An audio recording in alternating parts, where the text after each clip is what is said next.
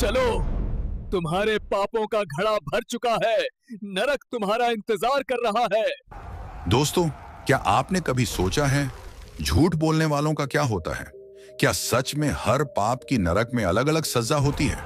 चोरी करने वालों को कैसी यातना मिलती है? और जो लोग पराई स्त्री को बुरी नजर से देखते हैं, उनका क्या अंजाम होता है?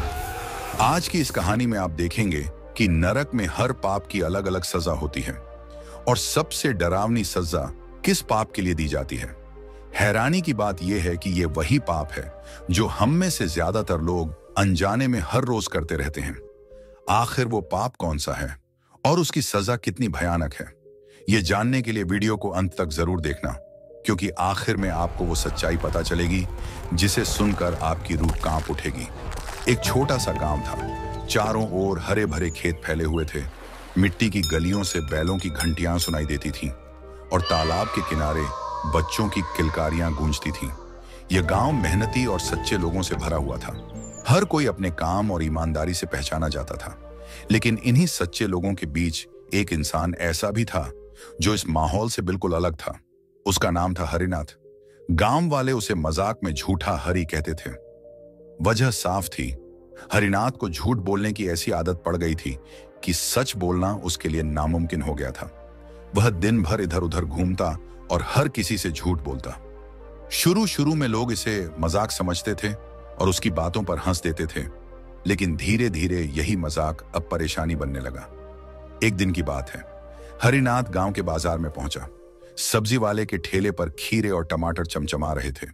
सब्जी वाला उसे देखते ही मुस्कुरा उठा और बोला, अरे हरिनाथ भाई, कल मेले में आपको देखा था, बड़े मजे से जलेबी खा रहे थे आप। हरिनाथ ने चेहरे पर झूठी गंभीरता लाते हुए बोला, अरे नहीं भाई, मैं तो कल खेत में हल चला रहा था, सुबह से शाम तक पसीना बहाता रहा।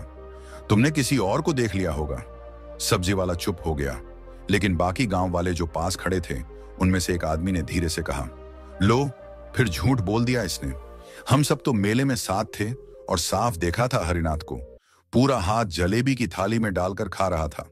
बच्चे खिलखिलाकर हंसने लगे, लेकिन हरिनाथ पर इसका कोई असर नहीं हुआ। वह हंसते हुए अपनी राह चलता बना, मानो कुछ हुआ ही ना हो। कुछ दिन बाद गांव के चौपाल पर सब लोग बैठे थे।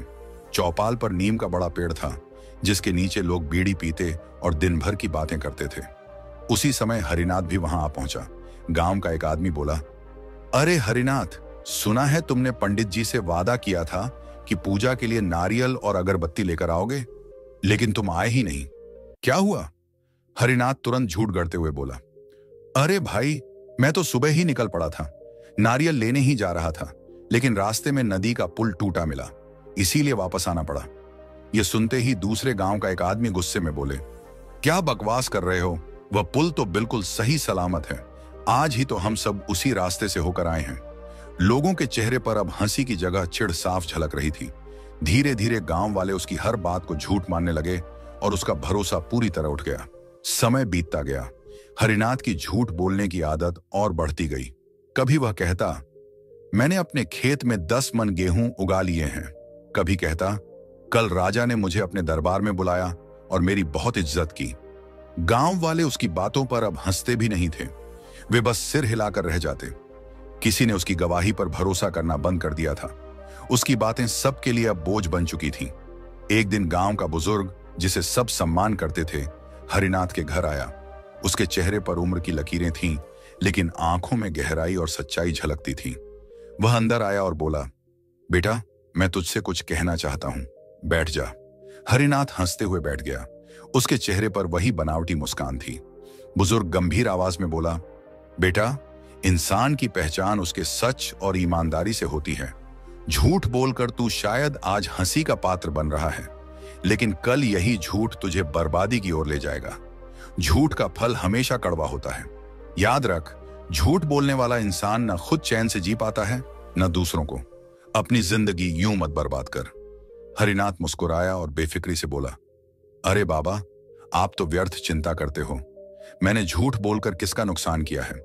लोग सुनते हैं, हंसते हैं और भूल जाते हैं। ये तो बस एक आदत है। मेरी जान पर कोई आफत थोड़े ही आने वाली है। बुजुर्ग ने गहरी सांस ली और सिर हिलाते हुए बोला, बेटा, आदतें ही इंसान को बनाती और बिगाड़ती हैं। जब झूठ का पर्दा फटता है तो इंसान कहीं का नहीं रहता। याद रख, एक दिन तुझे अपने झूठ का भारी मूल्य चुकाना पड़ेगा। लेकिन हरिनाथ पर इन बातों का कोई असर नहीं हुआ। वह फिर गांव की गलियों में घूमता और झूठ बोलता रहा। कभी कहता, कल रात मैंने तालाब में ऐसा नाग देखा जिसकी आंखें अंगारे जैसी थीं। कभी कहता, मेरे सपने में खुद भगवान आए और बोले, हरिनाथ तू बहुत नेक इंसान है। गांव वाले अब सिर हिलाकर रह जाते। किसी ने अब उसकी बातों को गंभीरता से लेना छोड़ दिया था। लेकिन यही आदत धीरे धीरे गांव वालों के लिए समस्या बनने लगी। एक बार गांव में चोरी हुई। सब लोग इकट्ठा हुए और आपस में पूछताछ करने लगे। जब हरिनाथ से पूछा गया तो उसने फिर झूठ बोला। हरिनाथ बोला, मैंने तो चोर को साफ देखा, वो तो बनिए का बेटा ही था। गांव का बनिया तुरंत भड़क गया और गुस्से में बोला, क्या बकवास कर रहे हो? मेरा बेटा तो उस रात मेरे साथ घर पर था। तुम्हारे झूठ ने तो मेरे परिवार की इज्जत पर दाग लगा दिया। गांव में तनाव फैल गया। लोग अब सचमुच हरिनाथ से परेशान हो गए। किसी ने कहा, अब तो इसका झूठ हमारी इज्जत के लिए खतरा बन गया है। उस रात जब हरिनाथ अकेला अपने घर में बैठा था तो अचानक उसे बुजुर्ग की बातें याद आईं। झूठ का फल हमेशा कड़वा होता है। लेकिन उसने उस पर ध्यान नहीं दिया। वह हंसते हुए खुद से बोला, लोग तो बस बातें बनाते हैं। झूठ बोलना तो मेरी ताकत है। इससे मैं मुसीबत से बच जाता हूं, लोगों को हंसा देता हूं। सच बोलकर मुझे क्या मिलेगा? वह नहीं जानता था कि उसका यही झूठ जल्द ही उसकी जिंदगी को ऐसी दिशा देने वाला है जहां से लौटना नामुमकिन होगा। एक दिन की बात है। हरिनाथ गांव से शहर की ओर जा रहा था। रास्ता लंबा था और उसे जंगल से होकर गुजरना पड़ता था। दोपहर का समय था। पेड़ों की छांव घनी थी और हवा में अजीब सी खामोशी थी। तभी अचानक झाड़ियों के पीछे से एक आदमी दौड़ता हुआ आया। उसके हाथ में सामान था। कपड़े अस्त व्यस्त थे और चेहरे पर डर साफ झलक रहा था। वह सीधा हरिनाथ के पास पहुंचा और हांफते हुए बोला, भाई मेरी मदद करो, मेरे पीछे सैनिक लगे हैं। मैंने थोड़ी देर पहले चोरी की है। अगर उन्होंने मुझे पकड़ लिया तो मेरी जान ले लेंगे। मैं इस पेड़ के पीछे छिपता हूं। जब वो लोग तुमसे पूछें तो कहना यहां कोई नहीं आया। हरिनाथ कुछ पल उसे देखता रहा। उसका मन सोचने लगा, वाह ये तो अच्छा मौका है। अगर मैंने इसे छिपा लिया और सैनिकों से झूठ बोल दिया तो ये मेरी जान तक का एहसान मानेगा। उसने तुरंत हामी भर दी। हरिनाथ बोला, हाँ हाँ तू छिप जा, मैं सब संभाल लूंगा, कोई तुझे छू भी नहीं पाएगा। चोर पेड़ के पीछे जाकर छिप गया। थोड़ी ही देर बाद सैनिकों का एक दल दौड़ता हुआ वहां पहुंचा। उनके कपड़ों से पसीना टपक रहा था और चेहरों पर गुस्सा साफ दिख रहा था। उन्होंने हरिनाथ को देखा और जोर से पूछा, अरे ओ आदमी, क्या यहां से कोई चोर गुजरा है? हमने सुना है वो इसी तरफ भागा है। हरिनाथ ने बिना झिझके झूठ बोल दिया। उसने सीना तान कर कहा, नहीं यहां कोई नहीं आया, मैंने तो किसी को जाते देखा ही नहीं। सैनिकों ने इधर उधर नजर दौड़ाई, लेकिन पेड़ों के घनेपन की वजह से ज्यादा देर नहीं रुके। उन्होंने जल्दी से आगे का रास्ता पकड़ लिया और दौड़ पड़े। चोर तुरंत पेड़ के पीछे से निकला। उसके चेहरे पर राहत थी। वह हांफते हुए हंसने लगा और बोला, भाई तूने मेरी जान बचा ली। अगर तू सच बोल देता तो आज मैं पकड़ा जाता और शायद जिंदा भी न बचता। मैं तेरे इस एहसान को कभी नहीं भूलूंगा। हरिनाथ ने मुस्कुराते हुए कहा, देखा मैंने कहा था ना, झूठ कभी कभी भलाई भी करता है।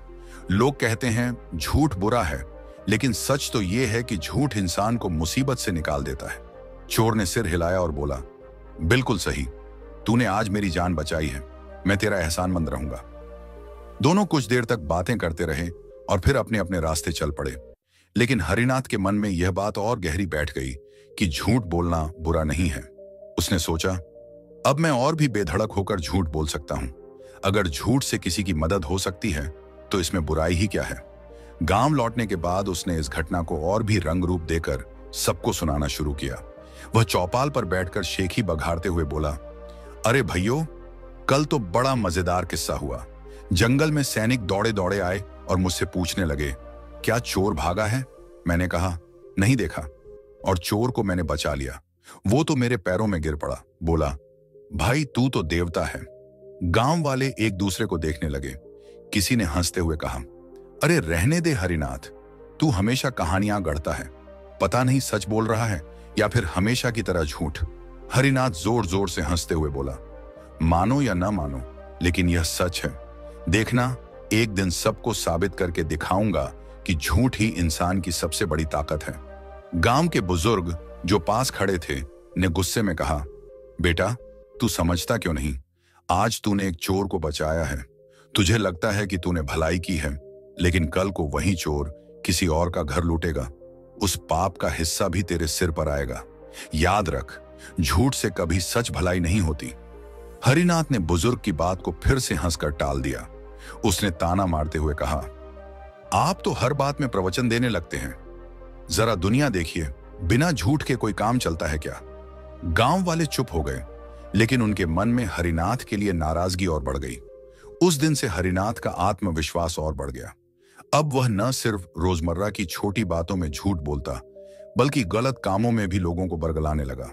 किसी से कहता, मैंने राजा के सिपाही से दोस्ती कर ली है, मेरे सामने कोई कुछ नहीं कर सकता। तो किसी से कहता, मैं मंदिर के पुजारी से मिला था, उन्होंने कहा है कि मैं बहुत पुण्यात्मा हूं। लोग उसकी इन बातों से और भी परेशान होने लगे। धीरे धीरे गांव वाले उसके खिलाफ हो गए। अब कोई उसके पास बैठना नहीं चाहता था। बच्चे भी उसे चिढ़ाने लगे, देखो देखो, झूठा हरि आ रहा है। हरिनाथ हंसकर सब सह लेता, लेकिन उसके मन में यह अहंकार बैठ गया, लोग मुझे चाहे जो कहें, मैं तो झूठ से ही जीतता हूं। सच बोलकर किसे कुछ मिला है? वह नहीं जानता था कि उसका यही झूठ आगे चलकर उसकी बर्बादी की सबसे बड़ी वजह बनने वाला है। समय धीरे धीरे बीत रहा था, लेकिन किस्मत ने उसके लिए एक और मोड़ तैयार कर रखा था। वही चोर जिसे उसने जंगल में सैनिकों से बचाया था, अब गांव में वापस आ गया। इस बार उसने गांव के मंदिर को निशाना बनाया। रात का समय था, गांव के लोग अपने अपने घरों में सोए थे, लेकिन मंदिर में चोरी की खतर-पटर सुनकर कुछ गांव वाले जाग गए। उन्होंने देखा कि कोई आदमी मंदिर का ताला तोड़कर अंदर घुसा हुआ है। शोर मचाने पर सैनिकों की टोली तुरंत आ पहुंची और चोर को रंगे हाथ पकड़ लिया। सैनिकों ने चोर को बांधकर राजा के दरबार में पेश किया। दरबार में राजा का चेहरा कड़क और आंखों में गुस्सा था। उसने चोर को घूरते हुए कहा, हे अपराधी, तू कौन है और किसने तुझे इतनी हिम्मत दी कि हमारे गांव के मंदिर को लूटने आया? चोर कांपते हुए बोला, महाराज, मैं तो एक छोटा चोर हूं, लेकिन सच्चाई यह है कि पिछली बार जब मैं चोरी करके भागा था तो आपके सैनिक मुझे पकड़ने वाले थे। तभी गांव के एक आदमी ने मुझे बचा लिया। अगर उसने मुझे छिपाया ना होता तो मैं कब का पकड़ा जाता। राजा ने भौहें चढ़ाई और पूछा, कौन था वो आदमी? उसका नाम बता। चोर ने डरते हुए इशारा किया और बोला, महाराज, वो आदमी यही गांव का है। उसका नाम हरिनाथ है। उसने ही मुझे पेड़ के पीछे छिपाया था और सैनिकों से कहा था कि कोई चोर यहां से नहीं गया। दरबार में सन्नाटा छा गया। सबकी नजरें हरिनाथ की ओर घूम गईं। सैनिकों ने तुरंत हरिनाथ को भी पकड़कर राजा के सामने ला खड़ा किया। राजा की आवाज गूंजी, हरिनाथ, क्या यह सच है? तूने एक चोर को छिपाया और सैनिकों से झूठ बोला? हरिनाथ हड़बड़ाया, लेकिन उसके पास झूठ बोलने के सिवा कोई चारा नहीं था। वह गिड़गिड़ाते हुए बोला, महाराज, मैं तो मजाक कर रहा था। मुझे क्या पता था कि वो चोर है। उसने मुझसे मदद मांगी तो मैंने सोचकर कह दिया कि इधर कोई नहीं आया। ये मेरी गलती नहीं थी। राजा क्रोध में बोला, मूर्ख, मजाक में मंदिर लुट जाते हैं, मजाक में अपराधी बच जाते हैं। तू सोचता है कि झूठ बोलकर हर बार बच जाएगा? तेरा झूठ आज तेरे गले का फंदा बनेगा। गांव वाले भी दरबार में खड़े थे। कोई बुदबुदाया, देखा, हमने कहा था ना, झूठ का फल हमेशा कड़वा होता है। हरिनाथ रोते हुए बोला, महाराज, मुझे माफ कर दीजिए। मैं वादा करता हूं कि अब कभी झूठ नहीं बोलूंगा। यह मेरी आखिरी गलती थी। लेकिन राजा का दिल सख्त हो चुका था। उसने ऊंचे स्वर में कहा, झूठे इंसान की बात पर अब कोई विश्वास नहीं करता। तूने गांव का नुकसान किया है। तूने अपराधी को बचाया और मंदिर के अपमान का कारण बना। तेरे अपराध की सजा मौत है। आज से ही तुझे फांसी दी जाएगी। यह सुनते ही दरबार में हलचल मच गई। हरिनाथ के पैरों तले जमीन खिसक गई। उसने चारों ओर देखा, लेकिन कोई उसे बचाने के लिए आगे नहीं आया। जिन लोगों के सामने वह कभी झूठ बोलकर शेखी बघाड़ता था, वे सब आज चुप खड़े थे। फांसी की तैयारी शुरू हुई। गांव वाले देखने के लिए इकट्ठा हुए। हरिनाथ के गले में रस्सी डाली गई। उसके होंठ कांप रहे थे और आंखों के सामने उसकी सारी जिंदगी घूम रही थी। गांव के लोग, उसका झूठ, उसका मजाक और बुजुर्ग की सीख। उसने आखिरी बार आसमान की ओर देखा और बुदबुदाया, काश मैंने सच बोला होता, काश मैंने उस चोर को न बचाया होता, काश मैंने अपनी आदत बदल ली होती। लेकिन अब बहुत देर हो चुकी थी। पल भर में तख्त खिसका और उसका शरीर हवा में झूल गया। गांव वालों ने सिर झुका लिया। कोई अफसोस कर रहा था तो कोई कह रहा था, झूठे का यही अंजाम होना चाहिए। हरिनाथ का जीवन वहीं खत्म हो गया, लेकिन उसकी आत्मा की यात्रा अब शुरू होने वाली थी, क्योंकि उसके झूठ और पापों का हिसाब अभी बाकी था। लेकिन वहां जहां इंसानी आंखें नहीं देख सकती, एक और दृश्य शुरू हो चुका था। हरिनाथ की आत्मा कांपती हुई शरीर से अलग हुई। जैसे ही उसने चारों ओर देखा, उसके सामने दो विशालकाय आकृतियां प्रकट हुईं। उनके हाथों में गदा थी, चेहरे पर कठोरता, आंखों में अंगार। ये थे यमदूत। पहला यमदूत गरजते हुए बोला, हरिनाथ, अब तेरी आत्मा हमारे साथ चलेगी। तूने झूठ बोलकर, पाप करके लोगों का जीवन दुखी किया है। अब तुझे यमराज के दरबार में ले जाया जाएगा। हरिनाथ डरकर बोला, नहीं नहीं, मैं कहीं नहीं जाऊंगा।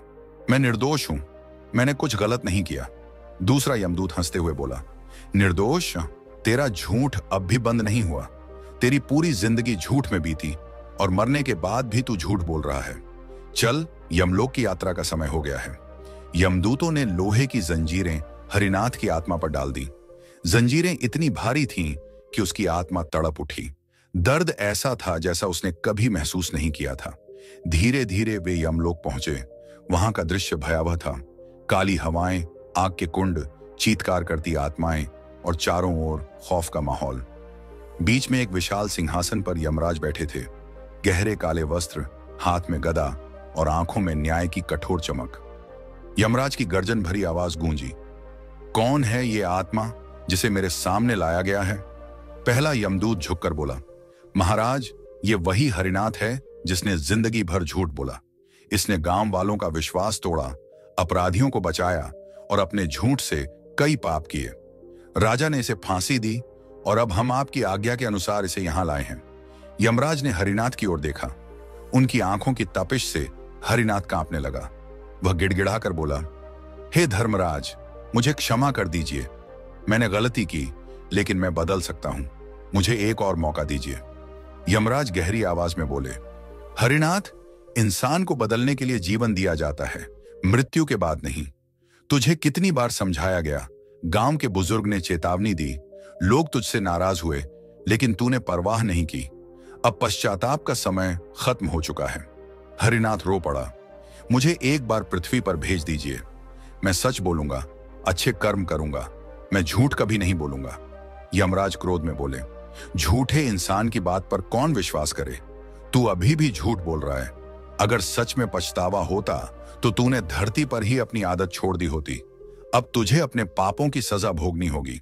यमराज ने दूतों की ओर इशारा किया, इसे नरक की अग्नि में ले जाओ, वहां इसे उसके झूठ के अनुसार दंड मिलेगा। यमदूत हरिनाथ को घसीटते हुए ले गए। रास्ते में वह चिल्लाता रहा, मुझे बचाओ, मुझे माफ कर दो, मैं निर्दोष हूं। लेकिन उसकी चीखें खाली अंधेरे में गूंजती रह गईं। धीरे धीरे वह नरक के द्वार पर पहुंचा। वहां उसने देखा, किसी आत्मा को गर्म तेल से भरे कड़ाह में डाला जा रहा है, किसी को जलते अंगारों पर चलवाया जा रहा है, किसी को कांटों से भरे जंगल में घसीटा जा रहा है। हर तरफ दर्द और तड़प का मंजर था। पहला यमदूत बोला, हरिनाथ, ये सब देख ले, तूने झूठ बोला, अब तेरी सजा भी वैसी ही होगी। यहां किसी को बख्शा नहीं जाता। हरिनाथ की आत्मा चीख उठी, नहीं, मैं ये सब नहीं सह पाऊंगा, मुझे छोड़ दो। लेकिन उसकी दया की पुकार किसी ने नहीं सुनी। अब उसे नरक का असली चेहरा देखना था। हरिनाथ को यमदूत घसीटते हुए अग्नि के कुंड तक ले गए। वहां लाल लाल लपटें उठ रही थीं और ज्वालाएं आसमान छू रही थीं। जैसे ही उसकी आत्मा को आग में फेंका गया, उसकी दर्द भरी चीख पूरे नरक में गूंज उठी। वह तड़पता, झुलसता और बार बार चिल्लाता, काश मैंने झूठ न बोला होता, काश मैंने सच का रास्ता चुना होता। लेकिन अब बहुत देर हो चुकी थी। दोस्तों, अब जरा सोचकर देखो, हरिनाथ अकेला ऐसा नहीं था जिसने झूठ बोला हो।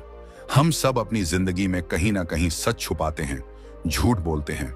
लेकिन याद रखो, मृत्यु के बाद सबका हिसाब होता है। नरक में हर पाप की अपनी अलग सजा है और कोई भी बच नहीं सकता। झूठ बोलने वालों को वो अग्नि कुंड मिलता है जिसमें हर पल आत्मा जलती और तड़पती रहती है। वहां से बाहर आने की कोई राह नहीं होती। जितना बड़ा झूठ उतनी भयानक अग्नि। चोरी करने वालों के लिए गर्म लोहे के हथियार और जलते हुए तेल से भरे कड़ाह रखे जाते हैं। उनकी आत्मा को बार बार उसमें डाला जाता है और बार बार निकाला जाता है, ताकि उन्हें याद रहे कि उन्होंने दूसरों का हक छीना था। जो पराई स्त्री को बुरी नजर से देखते हैं या गलत संबंध बनाने का प्रयास करते हैं, उन्हें कांटों और तेज धार वाले जंगल में नग्न घसीटा जाता है। हर कदम पर शरीर चीर दिया जाता है और फिर भी आत्मा को मरने का सुख नहीं मिलता। यह पाप इतना घिनौना है कि यमराज भी कठोर दंड देते हैं। जो लोग दूसरों का हक छीनते हैं, जमीन हड़पते हैं, अनाथों और गरीबों से धोखा करते हैं, उन्हें लोहे की जंजीरों से बांधकर पिघले हुए तांबे में डुबाया जाता है। उनकी आत्मा बार बार जलती है, फिर भी मौत नहीं आती। अपने स्वार्थ के लिए दूसरों को दुख देने वाले, चाहे परिवार हो, पड़ोसी हो या कोई अजनबी, उन्हें जहर भरे सांपों और बिच्छुओं से भरे गड्ढे में डाला जाता है। हर पल डसने का दर्द उन्हें उस पीड़ा का एहसास दिलाता है जो उन्होंने अपने स्वार्थ से दूसरों को दी थी। और जो लोग माता पिता का अपमान करते हैं, बुजुर्गों की अवहेलना करते हैं, उन्हें यमलोक में लंबे लंबे बर्फीले पहाड़ों पर नग्न खड़ा किया जाता है। ठंड से उनकी आत्मा कांपती रहती है, पर कहीं भी आश्रय नहीं मिलता। दोस्तों, ये सब सुनने में डरावना लगता है, लेकिन यही सच्चाई है। नरक कोई कहानी नहीं है, ये पापों का न्यायालय है। धरती पर हम जो बोते हैं, यमलोक में वही काटते हैं। इसलिए अब भी समय है। झूठ छोड़ो, चोरी मत करो, पराई स्त्रियों का सम्मान करो, दूसरों का हक मत छीनो और कभी भी किसी को अपने स्वार्थ के लिए मत दुख दो। सच बोलो, धर्म का पालन करो और भलाई का रास्ता चुनो। तभी हम नरक की इन भयानक यातनाओं से बच सकते हैं। दोस्तों, अगर यह जानकारी आपको अच्छी लगी हो तो सच्चे दिल से हर हर महादेव लिख दे। लाइक करो वीडियो को और वीडियो को सभी लोगों तक पहुंचा दो, ताकि सभी लोग अच्छे कर्म करें। जय श्री कृष्णा।